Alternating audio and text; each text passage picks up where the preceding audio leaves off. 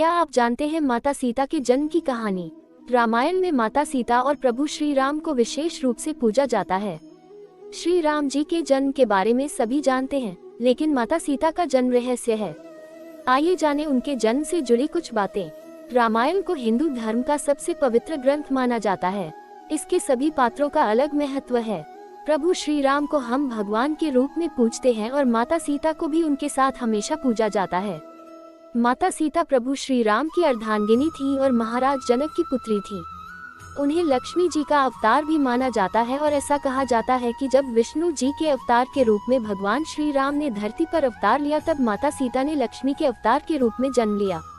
उनकी महिमा ऐसी है कि आज भी प्रभु श्री राम से पहले देवी सीता का नाम लिया जाता है। यदि हम माता सीता के जन्म की बात करें तो आज भी उनके जन्म को लेकर कई कथाएं प्रचलित हैं। सीता जी का जन्म एक रहस्य ही है। उनके जन्म से जुड़ी बातों का पता लगाने के लिए हमने ज्योतिर्विद रमेश भोजराज द्विवेदी जी से बात की। आइए जाने माता सीता के जन्म से जुड़े कुछ रहस्यों के बारे में। धरती से प्रकट हुई माता सीता।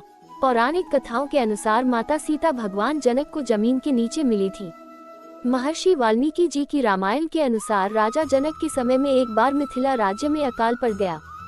ऋषियों ने राजा जनक से यज्ञ का आयोजन करने के लिए कहा, जिससे वर्षा ही और उनका कष्ट दूर हो। यज्ञ की समाप्ति के अवसर पर राजा जनक अपने हाथों से हल लेकर खेत जोत रहे थे। तभी उनके हल का नुकीला भाग, जिसे सीत कहते हैं, किसी कठोर चीज से टकराया और हल वहीं अटक गया। जब उस स्थान खुदाई हुई तब एक कलश मिला जिसमें एक सुंदर कन्या थी। राजा जनक ने उस कन्या को कलश से बाहर निकाला और उसे अपनी पुत्री के रूप में स्वीकार किया। जनक की पत्नी उस समय निसंतान थी, इसलिए बेटी को पाकर वो अत्यंत प्रसन्न हुई। चून की हल के उस हिस्से से टकराकर माता सीता मिली थी, जिसे सीत कहा जाता है, इसलिए ही उनका नाम सीता रखा गया। वहीं जनक पुत्री के रूप में उन्हें जानकी कहा गया। क्या रावण की बेटी थी माता सीता? यदि माता सीता के जन्म की बात करें तो एक और प्रचलित कथा है जिस पर शायद ही यकीन हो। दरअसल रामायण के अनुसार रावण ने कहा था कि यदि उसके हृदय में अपनी पुत्री से विवाह की इच्छा उत्पन्न हो तो उसकी पुत्री ही उसकी मृत्यु का कारण बने। इसी बात को सही साबित करने के लिए एक बार कृत्स्मद नाम के ऋषि देवी लक्ष्मी को पुत्री रूप में पाने के लिए हर दिन मंत्रोच्चार के साथ कुश के अग्रभाग से एक कलश में दूध की बूंदें डालते थे। एक दिन जब ऋषि आश्रम में मौजूद नहीं थे, तब रावण वहां आया और वहां मौजूद ऋषियों को मारकर उनका रक्त कलश में भर लिया। इस कलश को रावण ने अपने महल में छिपा दिया। उस समय रावण की पत्नी मंदोदरी उस कलश को लेकर बहुत उत्सुक थी। एक दिन जब रावण महल में नहीं था, तब मंदोदरी ने उस कलश को खोलकर देखा।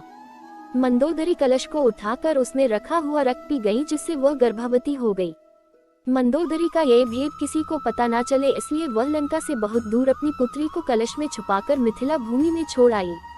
इस प्रकार सीता जी का जन्म हुआ और वो रावण की पुत्री होने के साथ उनकी मृत्यु का कारण भी बनी। सीता जी के जन्म की अन्य कथा।